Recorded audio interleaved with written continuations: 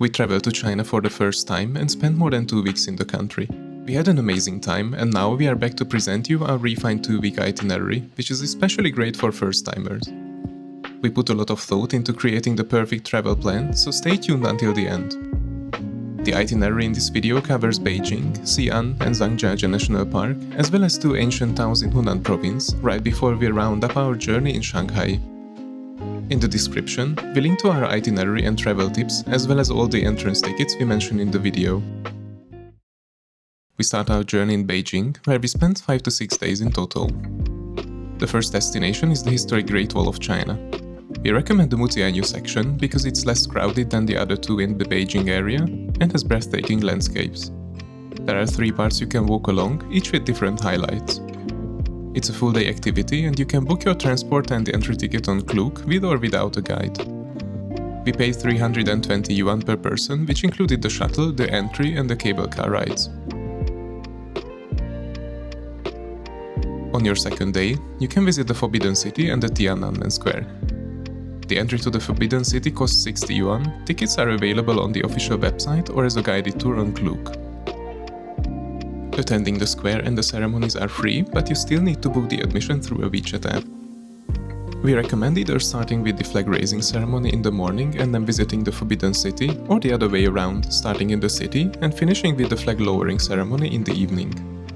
If you have some spare time, you can also visit the National Museum of China, located on the eastern side of the square.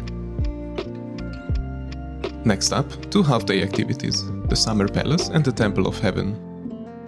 Tickets to the Summer Palace cost 60 yuan, which also includes the entry to 2 on-site museums. You can book in the official WeChat app or opt for a guided tour from Klook. Next, take the metro to the Temple of Heaven to see the impressive Hall of Prayer for Good Harvest. You can get your tickets right at the entrance for 15 yuan. After that, you can relax in the adjacent park a bit and do some people watching. On your 4th day, you might be in for a little more relaxed wandering around.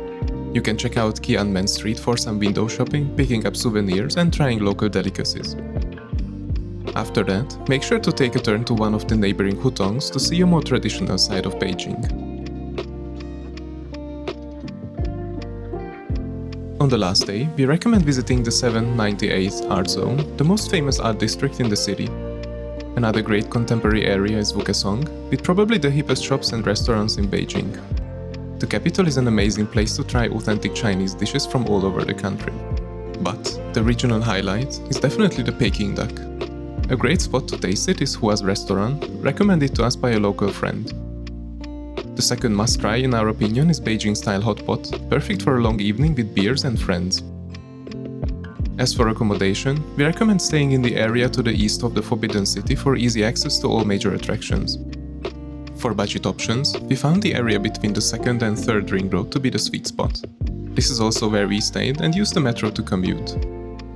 Now, it's time to leave Beijing and hop on a bullet train to Xi'an. The journey takes around 4.5 hours and tickets cost 600 yuan per person. You have to book them as soon as possible because they sell out fast. You can do it either on the official website or on trip.com for a more straightforward booking experience. Welcome to Xi'an, where we recommend spending at least 2 to 3 days. On your first full day, head straight to the highlight of the region, the Terracotta Army of Emperor Qin Shi Huang. You can take a tourist bus or book transportation with a guide to get there. You will need a whole day for exploration and the bus transfer. There are 3 pits of terracotta warriors and a museum you can visit on site. Sadly, we were bedridden due to a cold and had to miss a couple of spots, but you should definitely visit the giant Wild Goose Pagoda, the Bell Tower and its sibling, the Drum Tower, and the Muslim Quarter. After that, spend your last afternoon exploring the ancient wall and catch the sunset from there. You can also rent a bike and cycle on top of the wall.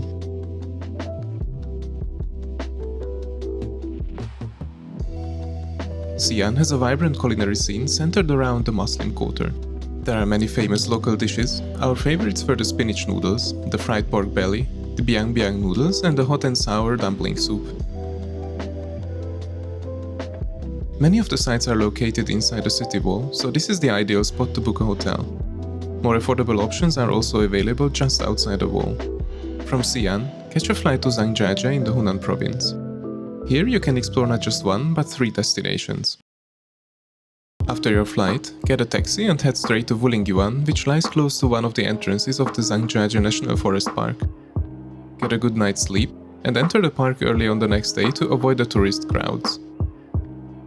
Explore the park and admire the breathtaking landscape that inspired the Hallelujah Mountains of the Avatar movies. Make sure to book the tickets in advance on trip.com as soon as possible before they sell out. We especially recommend avoiding the extremely busy Chinese public holidays. You can easily spend 2 to 3 days here. If you are short on time or are only interested in the highlights, you can also follow our one-day route. Check out our article for the details. Also, beware of the monkeys because they steal things.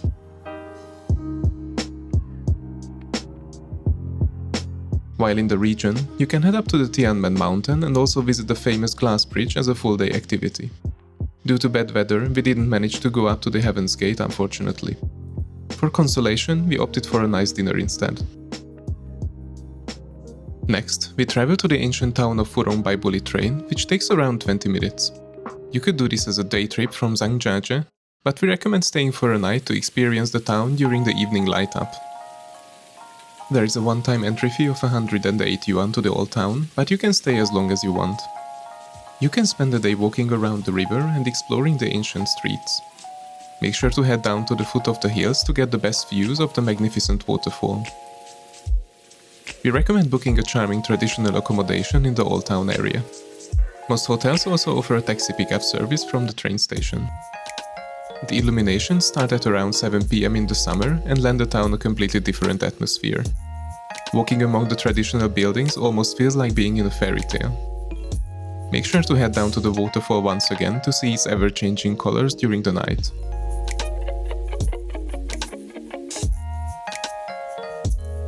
The last stop in Hunan province is the Phoenix ancient town, Fenghuang. After the short 30-minute train ride, take an official taxi to the historic core of the city. Just like in Furong, it is best to spend one night here too. During the day, you can easily spend hours just walking around the ancient streets surrounded by typical stilted wooden houses of the Tujia and Miao ethnic groups. Fenghuang also has many bridges worth exploring along the river. Make sure to head out in the evening too. The city is beautifully illuminated and many locals dress up in traditional Chinese Miao dresses. Also keep an eye out for the evening entertainment. You can spot dancers on the river and small concerts in bars and restaurants. We recommend booking an accommodation in one of the many renovated stilted houses overlooking the river. The next is the last stop in China. The journey to Shanghai takes around 8 hours and there are many train connections, even sleeper trains. In Shanghai, take a long walk along the river at the Bund, especially pretty at night with the skyline lit up. This central district is also where we recommend staying for easy access to sites and the metro network. You can also spend half a day visiting Tianzifang, a popular art district known for its trendy shops and small restaurants.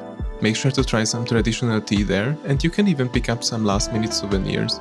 The Yew Garden and the French Concession are also popular sites, as well as the People's Park, where a traditional marriage market is still being held every weekend.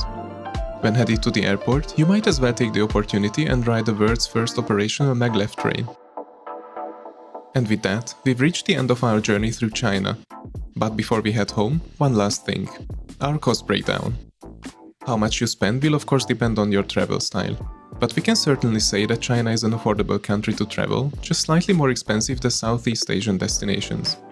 In 14 days, we spent around $950 per person, which equals $68 per person per day. This average includes all our expenses in the country, except for the international flights to and from China. Here are a couple of examples to give you a rough idea about prices. You can see that food is very affordable in general, as well as local transportation in cities, especially using public transport. Your biggest expenditures will most probably be the flights to and from the country and the bullet train tickets. We hope you enjoyed the video and that we could inspire you to explore China too. If you want to learn more about the details of the itinerary and how to prepare for your trip, make sure to check out our other videos about Chinese destinations and read our detailed guides in the description below. Next week, we will be back with a brand new destination. If you are curious which country it will be, then make sure to subscribe to our channel. Until then, happy travels and see you in the next one.